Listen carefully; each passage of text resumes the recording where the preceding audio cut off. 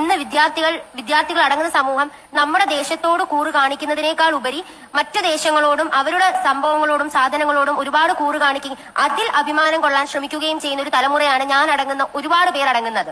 ആ ഒരു അവസ്ഥയിൽ നമ്മുടെ രാജ്യത്തെക്കുറിച്ചും നമ്മുടെ ദേശീയതയെക്കുറിച്ചും ആ ഒരു രീതിയിൽ ദേശീയത വളർത്തേണ്ടത് അനിവാര്യതയല്ലേ? അങ്ങനെയാണെങ്കിൽ അഭിമാനം അർഹിക്കുന്ന രീതിയിൽ എങ്ങനെ നമുക്ക് ആ ദേശീയത വളർത്താൻ കഴിയുമെന്നാണ് സാർ എന്റെ ചോദ്യം. ഒരു ദേശീയതയുടെ പ്രചരണമാണ് ഇവിടെ സൂചിപ്പിച്ചത്.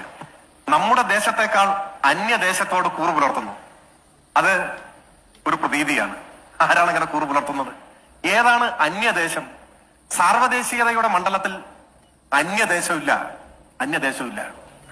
എല്ലാം ഈ ഭൂമിയാണ്. അവിടെ ഒരു അപരനെ സൃഷ്ടിക്കുക എന്നതാണ് ദേശീയതയുടെ പ്രശ്നം. ഇപ്പോ പൗരത്വ ഭേദഗതി നിയമം കൊണ്ടുവരുമ്പോ എന്താണ് പറയുന്നത്? അവിടെ പൗരത്വം പരിമിതപ്പെടുത്തിക്കൊണ്ട് ഒരു വിഭാഗം, അവരാണ് ഈ രാജ്യത്തിന്റെ എല്ലാ കുഴപ്പങ്ങൾക്കും കാരണം, അതുകൊണ്ട് അവരെ ഞങ്ങൾ പരിമിതപ്പെടുത്താൻ പോവാണ്. ഒരു വിഭാഗത്തെ മാറ്റി നിർത്തി അവരാണ് ശത്രുക്കൾ എന്ന് പഠിപ്പിക്കാനാണ് ദേശീയത ശ്രമിച്ചുകൊണ്ടേയിരിക്കുന്നത്. സാർവദേശീയതയിൽ അവരില്ല, അന്യ ദേശങ്ങളുമില്ല. അവിടെ ലോകമെമ്പാടുമുള്ള മനുഷ്യർ സാഹോദര്യത്തോടെ പുലരണം എന്ന ആഗ്രഹമാണ്. ഇപ്പോ പാബ്ലോ നെരൂദ എന്റെ രാഷ്ട്രീയ പാർട്ടിക്ക് എന്ന പേരിൽ ഒരു കവിത എഴുതിയിട്ടുണ്ട്. ലാറ്റിൻ അമേരിക്കൻ കാവ്യവസന്തമായിരുന്ന നെരൂദയുടെ കവിതയുടെ ആദ്യത്തെ വരി, നീ അറിയപ്പെടാത്ത മനുഷ്യരുമായി എനിക്ക് സാഹോദര്യം നൽകി എന്നാണ്. അറിയപ്പെടാത്ത മനുഷ്യർ എന്ന് പറഞ്ഞാൽ ലോകമെമ്പാടുമുള്ള മനുഷ്യർ, അവരെല്ലാം സഹോദരങ്ങളാണെന്ന ബോധ്യം നീ എനിക്ക് പകർന്നു നൽകി എന്നാണ്. നീ എന്ന് പറഞ്ഞാൽ അദ്ദേഹം അംഗമായ പാർട്ടിയെ കുറിച്ച് അദ്ദേഹം പറഞ്ഞിട്ടുള്ള ഒരു കാര്യമാണ്. ആ സാഹോദര്യത്തെയാണ് ഉയർത്തിപ്പിടിക്കുന്നത്. ആ സാഹോദര്യത്തിന്റെ ഒരു കാലം പുലരണം എന്ന ആഗ്രഹത്തിൽ നിന്നാണ് ദേശീയത സൃഷ്ടിക്കുന്ന അപകടങ്ങളെക്കുറിച്ച്, ദേശീയതയുടെ പ്രശ്നങ്ങളെക്കുറിച്ച് നാം സംസാരിച്ചു തുടങ്ങുന്നത്. നമ്മുടെ രാജ്യത്തെക്കാൾ കൂടുതൽ മറ്റൊരു രാജ്യം എന്നൊക്കെ പറഞ്ഞിട്ട് ഇങ്ങനെ ഒരു ശത്രുതയുടെ അന്തരീക്ഷം ഉണ്ടാക്കുകയാണ്. ഞാൻ ലളിതമായിട്ട് മനസ്സിലാക്കേണ്ട ഒരു കാര്യം പറയാം. സംഘടിതമായ സ്വാർത്ഥം എന്ന വാക്ക് പവനൻ ഉപയോഗിച്ചത് ഞാൻ ചൂണ്ടിക്കാണിക്കുകയുണ്ടായി. ഞാൻ പിന്നെയും ഞാൻ, എന്റെ അത് കഴിഞ്ഞിട്ടുള്ളതാണ് എന്റെ രാജ്യം. ഞാൻ എന്റെ രാജ്യം. ഇപ്പോ 2013 നിങ്ങളിൽ ചിലെങ്കിലും ശ്രദ്ധിച്ചിട്ടുണ്ടാകുമെന്നാണ് ഞാൻ വിചാരിക്കുന്നത്. ലോകം മുഴുവൻ ശ്രദ്ധിച്ച ഒരു ദീർഘദൂര ഓട്ട മത്സരം ഉണ്ടായിരുന്നു. ആ ഓട്ട മത്സരത്തിൽ ഒന്നാമനായി ഓടിയെത്തിയത് ഒരു കെനിയൻ ദീർഘദൂര ഓട്ടക്കാരനായിരുന്നു. അദ്ദേഹത്തിന്റെ പേര് ആബേൽ കിപ്രോപ്പ് മുത്തായി എന്നാണ്. അദ്ദേഹമാണ് ഒന്നാമനായിട്ട് ഇങ്ങനെ ഓടി വരികയാണ്. അദ്ദേഹത്തിന്റെ പുറകിൽ രണ്ടാമനായി ഓടി വരുന്ന ഒരാൾ, അദ്ദേഹം ഒരു സ്പാനിഷ് താരമായിരുന്നു. അദ്ദേഹത്തിന്റെ പേര് ഇവാൻ ഫെർണാണ്ടസ് സനായ എന്നാണ് അദ്ദേഹത്തിന്റെ പേര്. അപ്പൊ അദ്ദേഹം രണ്ടാമനായിട്ട് വരുന്നു, കെനിയൻ താരം ഒന്നാമനായിട്ട് വരുന്നു. ദീർഘദൂര ഓട്ടമാണ്. അപ്പൊ ഫിനിഷിംഗ് പോയിന്റിനോട് അടുത്തെത്തുകയാണ്.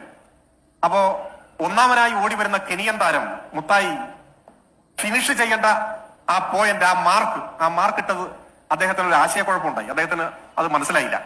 അപ്പൊ യഥാർത്ഥ ഫിനിഷിംഗ് പോയിന്റ് എത്തുന്നതിന് തൊട്ട് മുൻപ് അദ്ദേഹം ഓട്ടം നിർത്തി. അദ്ദേഹം ധരിച്ചത് ഞാൻ ഫിനിഷിംഗ് പോയിന്റ് എത്തി എന്നാണ്, ഞാൻ ജയിച്ചു എന്നാണ്. അപ്പൊ തൊട്ട് പുറകിൽ വരുന്ന സ്പാനിഷ് താരം ഇവാൻ ഫെർണാണ്ടസ് സനയയ്ക്ക് അനായാസം ഓടി ഒന്നാമനായിട്ട് ഫിനിഷ് ചെയ്യാൻ കഴിയുന്ന ഒരു സാഹചര്യമാണ് വന്നിരിക്കുന്നത്. അപ്പൊ അദ്ദേഹം ഉച്ചത്തിൽ വിളിച്ചു പറഞ്ഞു ഈ ഓട്ടം നിർത്തിയ സഹതാരത്തോട്, നിങ്ങൾ ഫിനിഷിംഗ് പോയിന്റ് എത്തിയിട്ടില്ല, നിങ്ങൾ ഫിനിഷിംഗ് പോയിന്റിലേക്ക് പോകൂ, എത്തിയിട്ടില്ല, വിളിച്ചു പറയുകയാണ്. ഇയാൾ ലോകം ശ്രദ്ധിക്കുന്ന ഒരു മത്സരത്തിൽ ഒന്നാമനാകാനുള്ള ഒരു അവസരം മുന്നിൽ നിൽക്കുകയാണ്. അപ്പൊ അദ്ദേഹം പറയുകയാണ്, നിങ്ങൾ എത്തിയിട്ടില്ല, ഫിനിഷിംഗ് പോയിന്റ് എത്തിയിട്ടില്ല എന്ന് പറയും. പക്ഷെ സ്പാനിഷിലാണ് പറയുന്നത്. കെനിയയിൽ ഭാഷ വേറെയാണ്. അപ്പൊ സ്വാഹിലിയോ മറ്റോ ആണ് അദ്ദേഹത്തിന്റെ ഭാഷ. അദ്ദേഹത്തെ ഒന്നും മനസ്സിലാകുന്നില്ല, ഇയാൾ എന്താണ് പറയുന്നത് അറിയുന്നേയില്ല. അപ്പൊ അദ്ദേഹം സാവധാനത്തിൽ നടക്കുകയാണ്. അപ്പൊ ഇവാൻ ഫെർണാണ്ടസ് സനയ ഈ കിപ്രോപ്പ് മുത്തായിയെ ബലമായി പിടിച്ച് തള്ളുകയാണ് ഫിനിഷിംഗ് പോയിന്റിലേക്ക്. അയാൾ ആ തള്ളലിന്റെ ശക്തിയിൽ ഫിനിഷിംഗ് പോയിന്റിൽ ഒന്നാമനായിട്ടെത്തി. അങ്ങനെ ആ മത്സരത്തിൽ ഒന്നാം സ്ഥാനത്തിന് കെനിയൻ താരം തന്നെ അർഹനായി. പക്ഷെ അത് സ്പെയിനിൽ ഒരുപാട് ദേശീയവാദികളെ അലോസരപ്പെടുത്തി.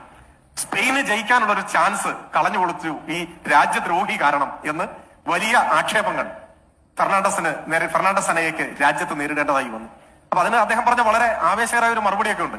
ഞാൻ അങ്ങനെ ചെയ്തില്ലായിരുന്നുവെങ്കിൽ എന്റെ അമ്മയ്ക്ക് എങ്ങനെ ജനങ്ങളെ അഭിമുഖീകരിക്കാൻ കഴിയുമായിരുന്നു എന്ന ഒരു ചോദ്യം അദ്ദേഹം ചോദിക്കുന്നുണ്ട്. പക്ഷെ ആ ചോദ്യമല്ല ഇവിടെ ഞാൻ പറയാൻ ഉദ്ദേശിക്കുന്നത്.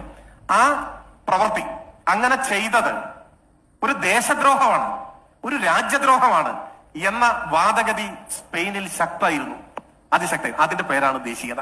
എന്നാൽ അങ്ങനെ ഞാൻ ചെയ്തില്ലായിരുന്നെങ്കിൽ എന്റെ അമ്മയ്ക്ക് എങ്ങനെ ജനങ്ങളെ അഭിമുഖീകരിക്കാൻ കഴിയും എന്ന് ചോദിച്ചുകൊണ്ട് തന്റെ സഹതാരത്തെ ഫിനിഷിംഗ് പോയിന്റിലേക്ക് തള്ളിയിട്ട ആ തള്ളലിന്റെ പേരാണ് സാർവദേശീയത.